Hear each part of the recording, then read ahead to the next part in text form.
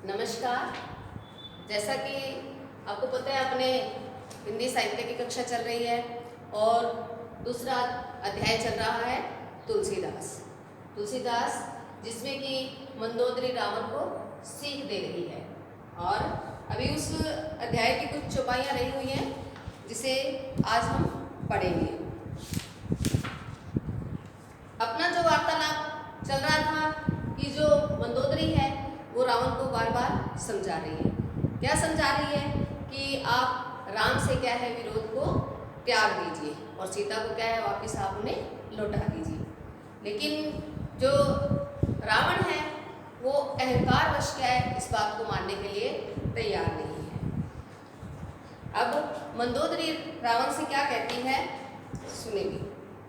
पहले हम पद का वाचन करेंगे। पति रघुपति ही नृपति जनिमानु। अपेक्षा है कि भैया भी पुस्तक साथ में लेकर बैठे होंगे। अग जगन्नाथ अतुल बल जाना, बाण प्रताप जान मारीचा, तासु कहा नहीं माने ही नीचा। जनक सभा अगणित भूपाला, रहे तुम्हें बल अतुल विशाला। भंजी धनुष जानकी ब्याही, तब संग्राम जितेऊ किन ताही। सुरपति सुत जानई बल थोरा, राखा जियत आँखी गही होरा। सूपनखा के गति तुम्हें देखी, तदपि हृदय नहीं लाज विशेषी। अब इसमें जो कुछ कठिन शब्द हैं उनका अर्थ देखिए। रघुपति ये राम का पर्यायवाची है, यानी कि रघुपति का अर्थ क्या है राम। नृपति का अर्थ क्या होता है राजा। अगजग शब्द का अर्थ होता है जड़ और चेतन और अतुल का होता है अत्यंत बल बलशाली। जानो जानो। अब मंदोदरी रावण से क्या कह रही है कि हे स्वामी आप राम को क्या है एक साधारण राजा समझ रही हैं कि पति रघुपति ही नृपति जनिमानु, कि आप राम को क्या एक साधारण राजा मान रही हैं, लेकिन वो क्या है कि साधारण मनुष्य नहीं है। अग जगन्नाथ, अग जग यानी कि जड़ और चेतन, यानी कि पूरी सृष्टि के अंदर क्या है सभी मनुष्यों के अंदर वो समाये हुए हैं। नाथ अतुल बल जाना, कि वे जड़ और चेतन यानी कि पूरी सृष्टि और सभी मनुष्यों के अंदर समाये हुए हैं और वो क्या है अत्यंत बलशाली है। बाण प्रताप जान मारीचा। अब मारीच ऋषि के बारे में आप जानते ही हो। अब इसके अंदर क्या मंदोदरी अपने पति को कुछ घटनाओं का स्मरण कराती है कि वो कहती है कि जो राम के जो बाण का प्रताप है वो कौन जानते हैं, वो मारीच ऋषि ही जानते हैं। आपको ये घटना भी याद होगी कि जब उस मारीच ऋषि ने क्या किया था, एक हिरण का रूप धारण किया था। जब रावण सीता का हरण करने के लिए गए थे, जब वे उस सीता की कुटिया में प्रवेश नहीं कर सके, तब उन्होंने क्या है मारीच ऋषि का सहारा लिया और मारीच ऋषि ने क्या एक स्वर्ण हिरण का रूप धारण किया, जिससे जो सीता को छलने के लिए उन्होंने इस रूप को धारण किया। अब वो सीता की कुटिया के पास गए, वहाँ सीता ने उस हिरण को देखा तो उन्हें बहुत वो प्रिय लगा और उसे वो पाने के लिए क्या हो गई लालायित हो गई। लेकिन वो सब क्या था एक छल था। उस हिरण के वेश में कौन थे, मारीच मुनि थे। और जब राम और लक्ष्मण उस हिरण के पीछे भागे और उस हिरण के वाण लगा तब वो मारीच ऋषि क्या है अपने उस रूप में आ गए। इसे तो कह रहे हैं कि बाण प्रताप, कि राम के जो बाण का प्रताप है, तेज है, बल है, उसको कौन जान सका है, केवल मारीच ऋषि ही जान सके, क्योंकि उससे उनकी क्या हो गई थी मृत्यु हो गई थी। तासु कहा नहीं माने ही नीचा, और आप उसे क्या एक साधारण मनुष्य समझ रहे हैं और राम को आप क्या समझ रहे हैं कि वो एक साधारण मनुष्य है, जबकि राम साधारण मनुष्य नहीं है। जनक सभा अनगिनत भूपाला, भूपाला का तो राजा।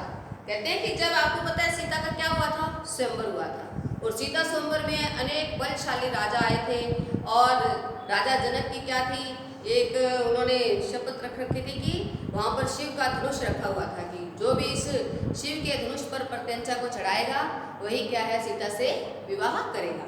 और उस सभा के अंदर अनेक बलशाली राजा आए हुए थे और उस सभा के अंदर उस समय रावण भी उपस्थित थे, लेकिन वो भी क्या है उस शिव के धनुष को नहीं उठा पाए थे। तब मंदोदरी ये कह रही है कि जनक की सभा में क्या है अनगिनत बलशाली राजा आए थे, रहे तुम्हें बल अतुल विशाला, और आप भी क्या है वहां पर उपस्थित थे और आप भी बहुत बलशाली थे, लेकिन फिर भी क्या है आप उस धनुष को नहीं तोड़ सके।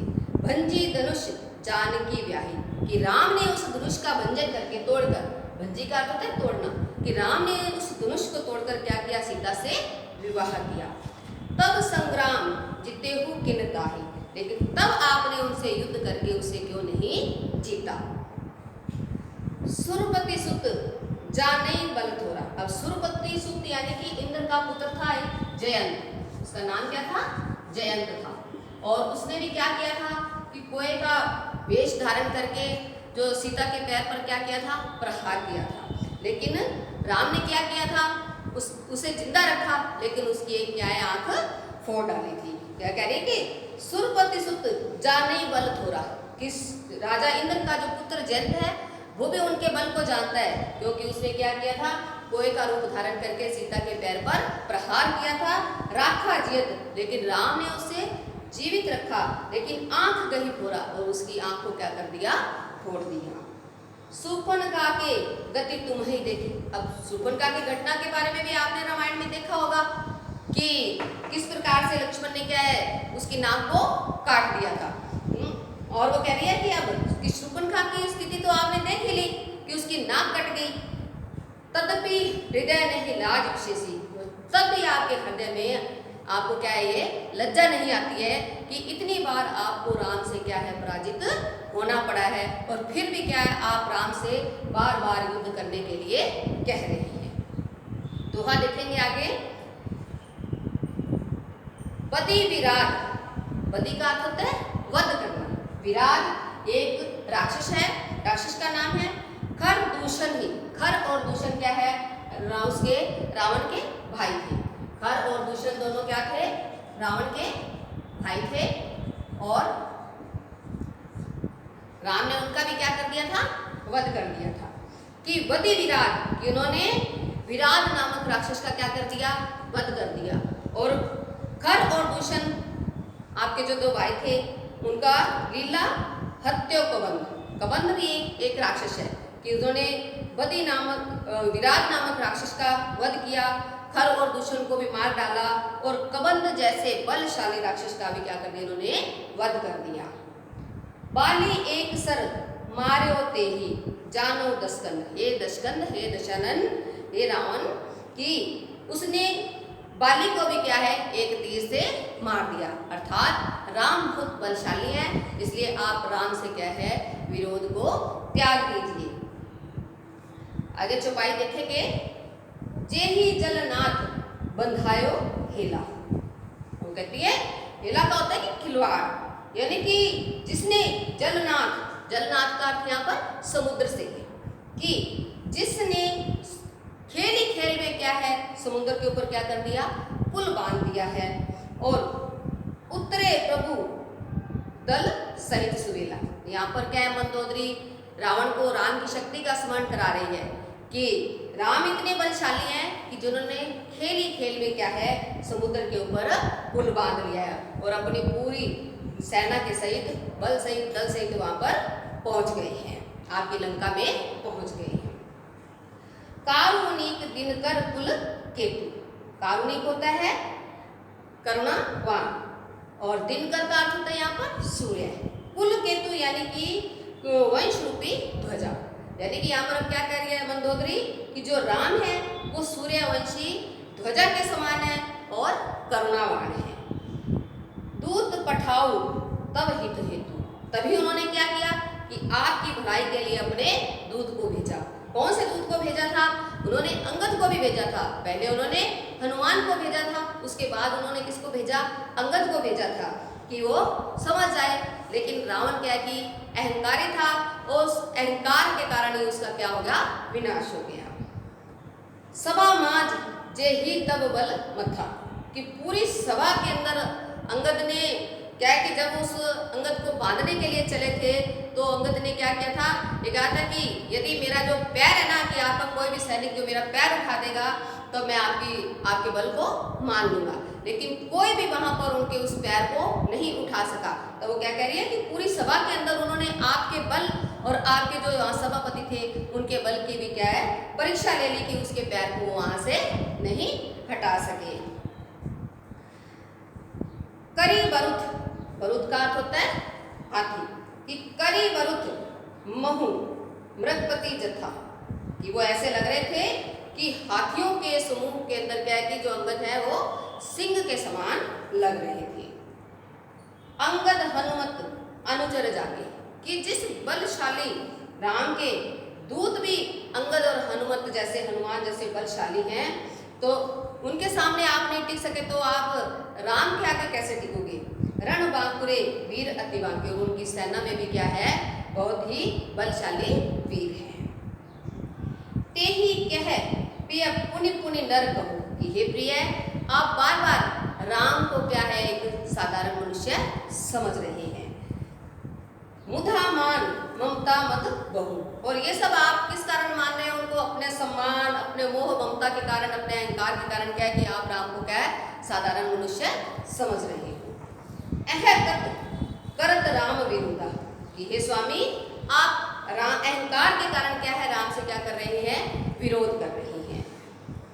काल विवश मन उपज न होता, और अब आप काल के वश हो गए हो, जिसके कारण क्या है कि आपके मन में क्या है, जो बुद्धि उत्पन्न नहीं हो रही है।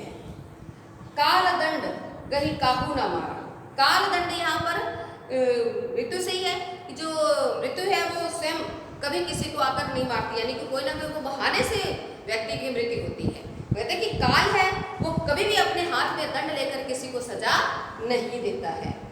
हरे धर्म बल बुद्धि विचारा, और वो विनाश के समय उनका धर्म बल बुद्धि सबका क्या है, हरण कर लेता है, यानी कि उनकी जो बुद्धि है वो क्या हो जाती है, भ्रष्ट हो जाती है।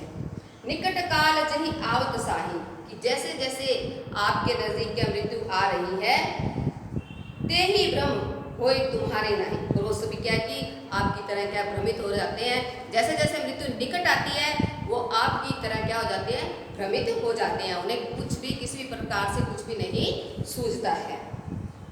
दोहा देखिए आगे, दुई सुत मरे देहुपुर अधुं पुर पिय देव, यहाँ पर दुई सुत, उनके दो पुत्र थे, और देहुपुर यानी कि जो लंका है, और देहु का अर्थ होता है जलाना, पुर का अर्थ है लंका, और अजूमपुर का मतलब होता है कि त्याग कर, पिय देहु। अब वो क्या कह रही है कि राम ने आपके दोनों पुत्रों को मार दिया, आपकी जो लंका है उसे जलाकर राख कर दिया, और इससे अच्छा है कि आप इस यानी कि आप अपने राज्य को त्याग कर क्या है, राम की शरण में चले जाइए। कृपा सिंधु रघुनाथ बजी, और आप क्या करें, उस दया के सागर राम का क्या कीजिए, भजन कीजिए, हे नाथ नाथ विमल जसु लेऊ, और जिससे क्या कि आपका जो पूरे लोक के अंदर क्या है, यश फैल जाएगा।